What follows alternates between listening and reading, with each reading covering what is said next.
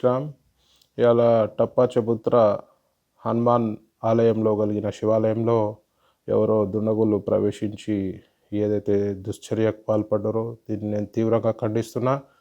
ఇలాంటి చర్యలు హిందువుల మనోభావాలు కించపరచడమే ముఖ్య ఉద్దేశంగా ఎంతో ఉగ్రవాదులు చేసే చర్యని నేను తీవ్రంగా ఖండిస్తూ, మరి ఇలాంటి చర్యలకు పాల్పడితే మరి ఖబర్దార్ బిడ్డ, మరి హిందువులంతా ఏకమై ఉన్న పరిస్థితి ఇది.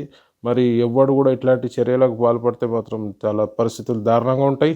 ముఖ్యంగా ఈ రాష్ట్ర ప్రభుత్వాన్ని నేను ఒకటే డిమాండ్ చేస్తున్నా, ప్రతి ఆలయంలో సీసీ కెమెరాలు పెట్టి ఈ యొక్క సీసీ కెమెరాలని కంట్రోల్ రూమ్కి అనుసంధానం చేయవలసిందిగా మనవి చేస్తూ, మరి ఈ గవర్నమెంట్లో ఎందుకు దాడులు అవుతున్నాయి అంటే ఈజీగా తప్పించుకోవచ్చు అనే ఒక ధోరణితోటి ఈ గవర్నమెంట్లో ఇలాంటి హిందువులపై, హిందూ దేవాలయాలపై దాడులు జరుగుతున్నాయి. నిఘా వ్యవస్థ కూడా అట్టర్ ఫ్లాపు, ఫెయిల్యూర్గా ఉందని నేను ఈ సందర్భంగా తెలియజేస్తూ, మరి ఇప్పటికే 5-6 సంఘటనలు జరిగినాయి ఈ ఏడాదిలో కాంగ్రెస్ గవర్నమెంట్ వచ్చినాక.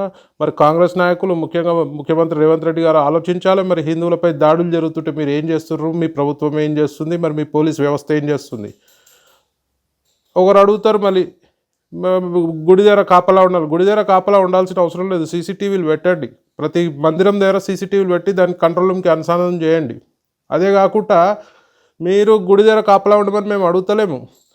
ఎవరైతే ఇట్లాంటి చర్యలకు పాల్పడరో వాళ్ళపై కఠినమైన శిక్ష, కఠినమైన చర్య తీసుకుంటే మళ్ళీ మున్ముందు కూడా చేయాలన్నా ఆలోచించే పరిస్థితి ఉంటుంది. దయచేసి రాష్ట్ర ప్రభుత్వాన్ని కోరుతున్నా, ఇట్లాంటి దాడులు జరిగితే మరి ఆల్రెడీ మీరు ప్రజల నమ్మకాన్ని పొడగొట్టుకుంటున్నారు. మరి హిందువుల మనోభావాలు కించపరిచే ఎవరినైనా కూడా ఉపేక్షించే పరిస్థితి ఉండొద్దని చెప్పి నేను మనవి చేస్తూ, మరి ఇలాంటి పునశ్చర్యలకు ఎవరైనా ఇట్లాంటి చర్యలకు పాల్పడితే మాత్రం బిడ్డ తీవ్రంగా ఉంటాయి పరిస్థితులు.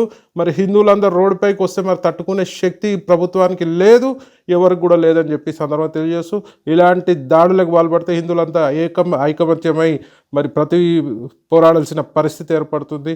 మరి అందరూ కూడా సహనం పాటించి మరి ఇలాంటి చర్యలను పునరావృతం కాకుండా ఈ రాష్ట్ర ప్రభుత్వం చర్యలు తీసుకొని మరి హామీ ఇవ్వాలి హిందూ సోదరులకు అని ఈ సందర్భంగా తెలియజేస్తున్నాను. జై శ్రీరామ్.